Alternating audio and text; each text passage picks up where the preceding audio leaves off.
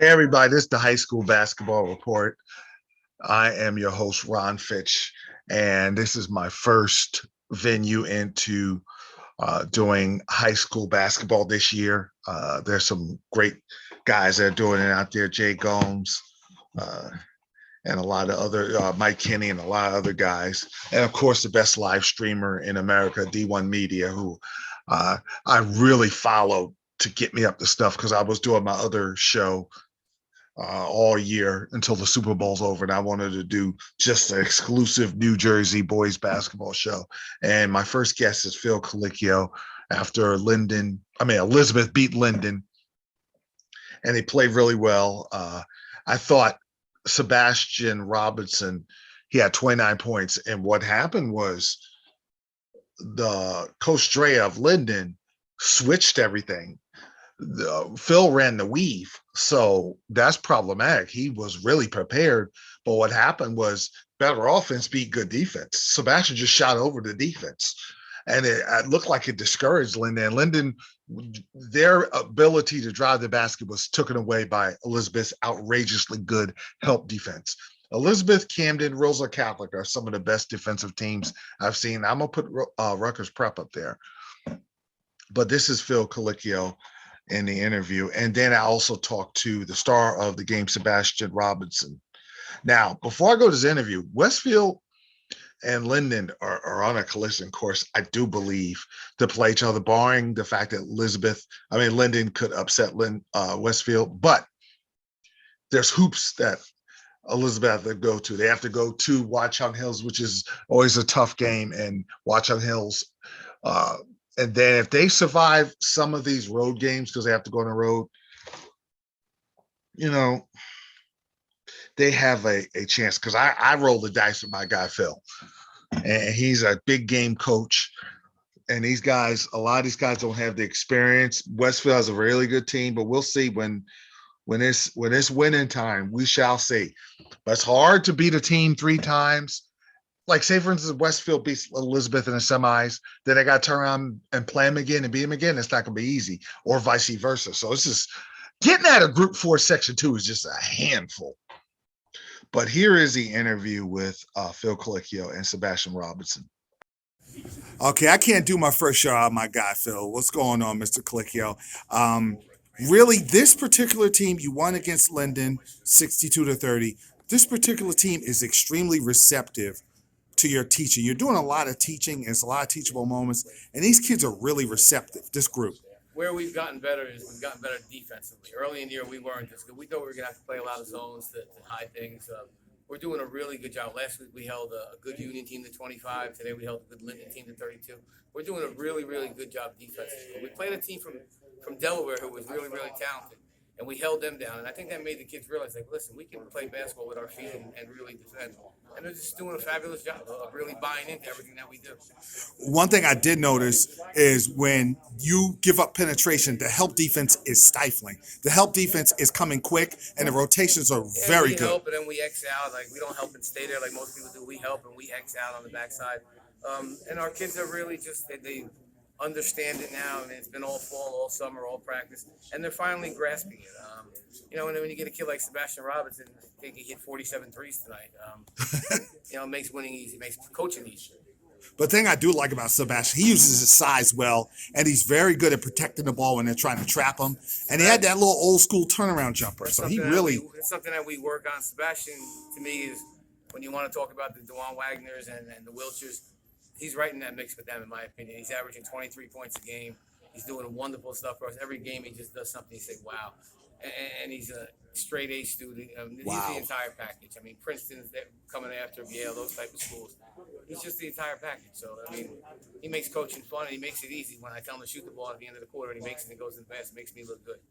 Okay, you got him right here. Finally, Coach, what do you need to do? You're starting to peak, and you always want to peak at the right time. What do you guys need to do to go from the counties and then the states to make that run? We just got to keep believing that we can win. We can win the counties and we can win the states. I mean, our section is wide open.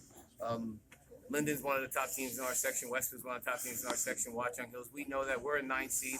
We're gonna have to go on the road, and that's okay. We'll go wherever we have to play, and we're going to win. We're trying to, we want to be state champs, and we want to win the tournament of champions the last year they ever had it. Sebastian Robinson, listen, you had a great game, 29 points. I'll talk about your game today. Uh, Early, I just found my shot early. We were running sets. The sets were working. I just started off mid-range early, and I just started flowing. Yeah, what's up with that little old school turnaround jumper? I'm from the 90s area, so I really appreciated that turnaround jumper you had when you backed in your man. Practice, Coach Darryl, he always tell me low guard, put him in the post, and I just work on any type of post moves. I watch a lot of film. Okay, that one shot, you hit a couple of cold-blooded threes where they would try to make a run, and then you'd hit a big three like at the half. Talk about that shot at the half. They were starting to gain momentum, so I just had to shut down the momentum. So, and the half on a good note. You are one of the better help defensive teams in the state. They couldn't get anything going. You were stifling. Your defense has improved it so far going into the playoffs. Yeah, Colicchio, we watched a whole bunch of film. He's shown me the right stance after take on defense. He showed me on film how I'm looking away from the ball, rotate, be in the right help positions. That's pretty much it. Now, finally, what you guys got to do to get this county maybe upset? You got close to Roosevelt Catholic and you got Westville. You got a lot of tough teams. What do you got to do to overcome and come out victorious? I think we have to do what we just did today and finish games. Thanks a lot. All right, now I also had a chance to interview DJ Wagner of Camden. Camden defeated Rutgers Prep 70-54. He had 12 points, but he did a lot of other things. That his shot wasn't going like he wanted to, so he was able to get his points in the paint. But Rutgers Prep, they were home. They came out firing. Their defense, their help defense was good. They overplayed the perimeter, so they took away the three-point shot, and when they drove, they were able to really attach themselves to the Camden guards where they couldn't really get their offense rolling until 25-25. When Camden took a 29-25 lead, they figured out how to defeat the Rutgers Prep. They were able to go inside a little more. They were able to dribble drive. Their point guard, and Elijah Perkins, who really played good because he was able to use his strength to beat the smaller Rutgers Prep guards, and he was able to dish it inside. And the bigs of Camden were really, really good. Really good. You know,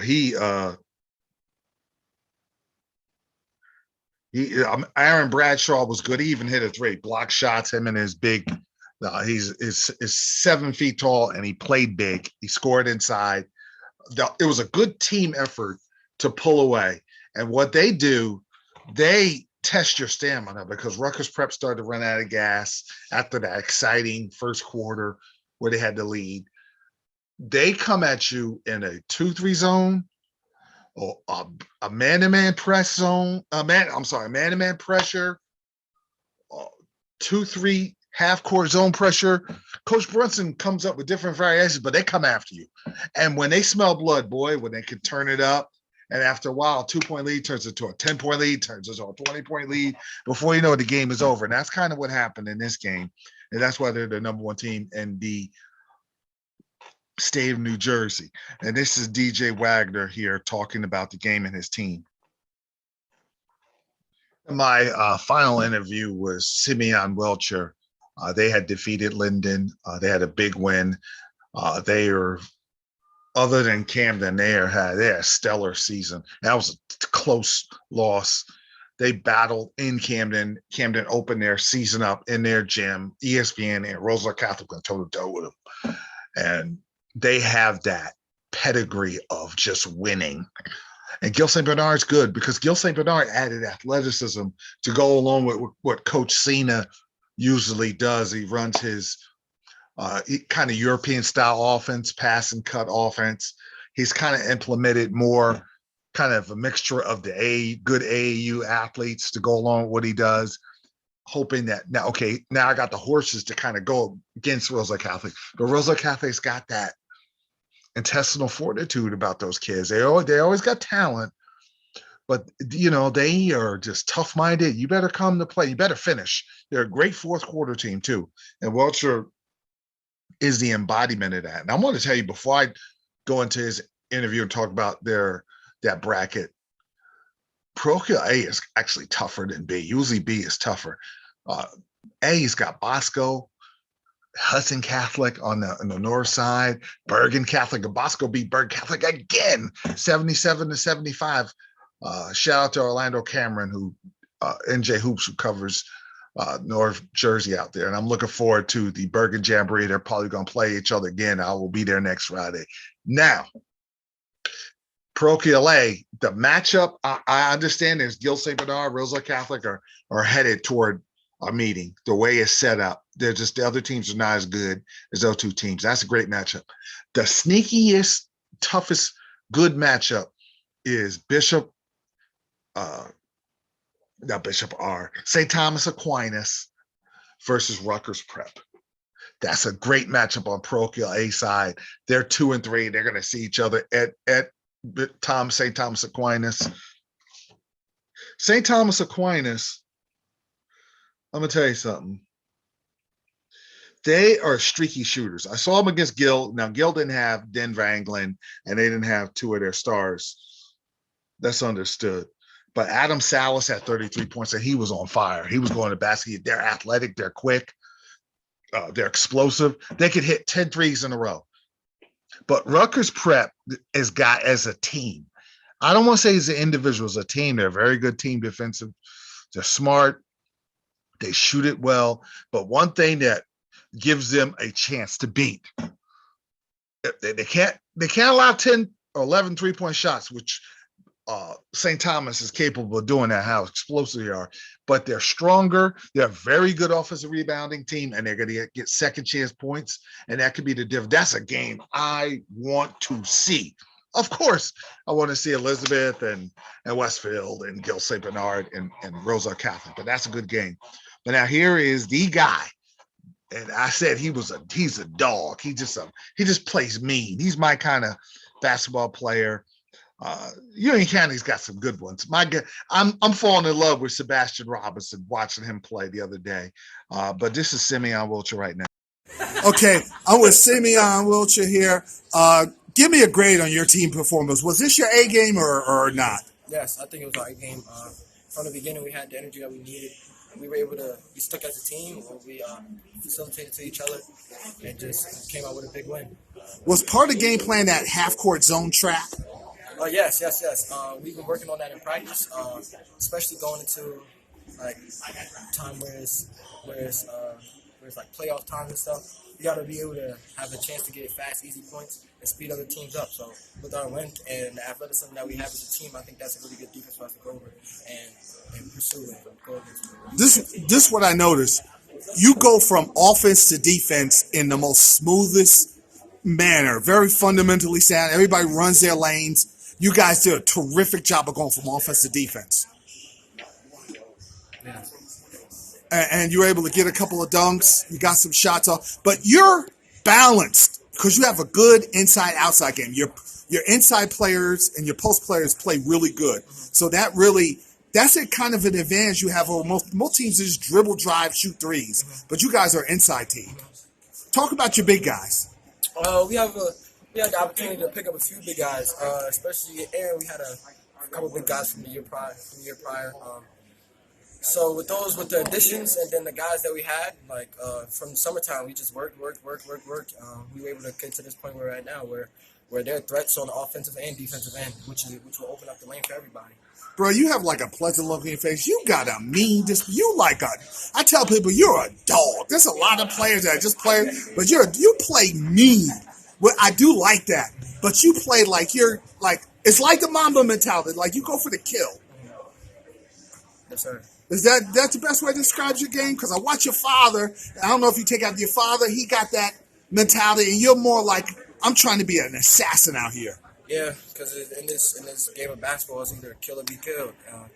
And with my dad on the side, he kind of puts a battery in my back, knowing that I'm going to be good regardless of whatever happens. So I just go out there and do what I have to do and impose myself against teams that were my opponents.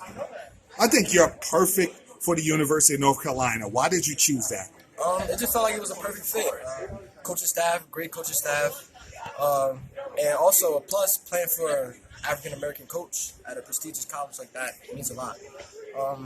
And I felt like I could be one of the next best guards to come up out of North Carolina.